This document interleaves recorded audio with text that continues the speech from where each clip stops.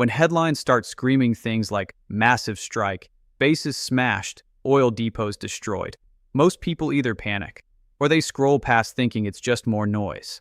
But this one is different, because what just happened is not just another round of missiles. It's a signal that this war is entering a phase where things stop being contained and start getting unpredictable.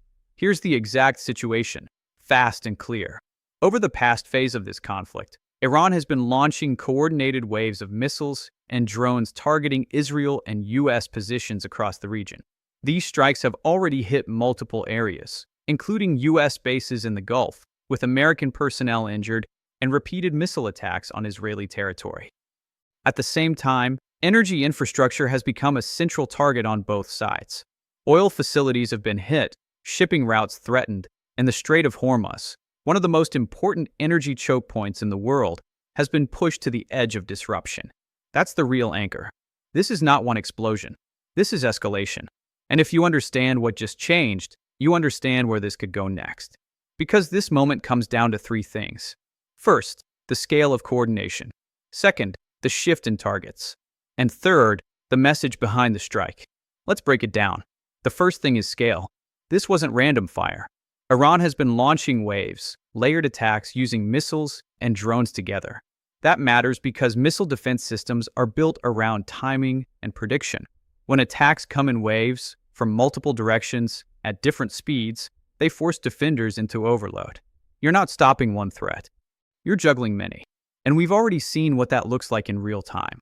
U.S. bases across the region have been hit in these coordinated strikes, with multiple troops wounded in a single attack on a Saudi base. That's not symbolic. That's pressure. Here's the punchline for this part. When attacks come in waves, defense turns from precision into survival. And survival is messy. Now let's move to the second piece, because this is where things get more serious. The targets are changing. At the beginning of this conflict, most strikes were focused on military assets, bases, launch sites, defense systems. Now look at what's happening. Oil, energy, shipping routes, infrastructure that doesn't just affect one country, but the entire global system. We've already seen oil depots burning, energy facilities hit, and warnings that key maritime routes could be shut down. That's not just war, that's leverage. Because once energy enters the battlefield, the audience changes. It's no longer just governments watching. It's markets. It's supply chains. It's every country that depends on oil flowing through narrow choke points. And here's the dangerous part. You don't need to destroy everything. You just need to make the system feel unstable. That's the strategy. Because instability spreads faster than damage. One strike becomes a headline. One headline becomes panic. Panic becomes price spikes. And suddenly a regional conflict starts shaking the global economy. That's the real power of targeting energy. Here's the punchline for this part. You don't have to win the battlefield if you can shake the system around it. Now the third piece, and this is the one most people miss. The message. Because every strike in a conflict like this is communication. And this one is loud. Iran is not just responding. It's expanding the battlefield. When missiles hit across multiple regions, Israel, Gulf bases, surrounding infrastructure, the message is simple. There is no safe zone. That changes how everyone reacts. The U.S. has to rethink force positioning. Allies have to rethink involvement. Markets have to rethink risk. And civilians start asking a different question. Not will this stop, but how far can this spread? That's the shift. And once that question enters the system, everything accelerates. Because wars don't escalate in straight lines. They escalate in perception. If people believe the conflict is contained, pressure stays controlled. If people believe it's spreading, reactions get faster and more dangerous. And right now, perception is moving fast. We've already seen the conflict stretch beyond its original boundaries, with attacks hitting Saudi Arabia, the UAE, and even threats to global shipping routes. That's not local anymore. That's regional. And when a war becomes regional, the risk multiplies. Now here's where we need to slow down for a second, because this is where most analysis goes wrong. People look at strikes like this and immediately jump to extremes. Either they say, this is the beginning of World War, or they say, this is just more of the same. Both are wrong. This is something in between. This is controlled escalation. And that's what makes it dangerous. Because controlled escalation is a gamble. Each side pushes, but tries not to push too far. Each strike sends a message, but tries not to trigger full retaliation. Each move raises the stakes, while pretending the game is still manageable. That's the tightrope, and history shows that tightropes don't stay stable forever. Now let's bring in one important counterpoint, because this matters for credibility. Even with all this escalation, this does not mean defenses have failed.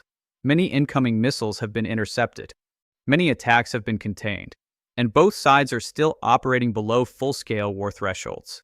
That's important, because it means this is not chaos. It's pressure, but pressure builds.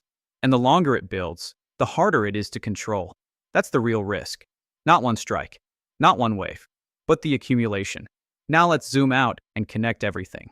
So far, we've got wave-style attacks increasing pressure, energy targets expanding the battlefield, and messaging that removes the idea of safe zones.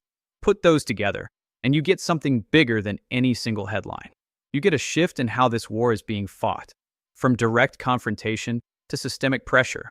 And systemic pressure is harder to stop, because it doesn't rely on one success. It relies on constant strain. Strain on defenses, strain on economies, strain on alliances, strain on decision-making. And once enough strain builds, mistakes happen. That's the real danger zone. Because wars don't usually explode out of nowhere. They slip. One miscalculation, one overreaction, one strike that hits harder than expected, one response that goes further than planned. And suddenly the entire structure shifts. That's why moments like this matter. Not because of what already happened, but because of what they make possible. Now here's the part nobody likes to talk about. The US is now facing a different kind of challenge. Not just stopping attacks, but managing perception. Because if the public sees bases getting hit, troops getting wounded, energy routes threatened, confidence starts getting tested. And confidence is part of power. If confidence holds, escalation can be managed. If confidence cracks, pressure builds internally, and that changes decisions. That's why messaging, alliances, and responses matter just as much as missiles right now. Because this is no longer just a military situation. It's a psychological one. And psychological pressure spreads fast. Now let's bring this down to the simplest possible takeaway. This was not just another strike. It was a demonstration. A demonstration that the battlefield is expanding, that pressure can be applied across multiple fronts, and that even the most advanced systems can be forced into reactive mode. That's the shift. And once a war becomes reactive instead of controlled, it becomes unpredictable. So the real question isn't how big was this strike? The real question is, what happens if the next one goes further? Because if this pattern continues, waves, infrastructure, regional spread, then every new attack won't just be about damage. It'll be about momentum. And momentum is what turns conflicts into something much bigger than anyone originally planned. So now I want to ask you something. Do you think this is still controlled escalation, or are we watching the moment where control starts slipping? Because the answer to that question determines everything that comes next.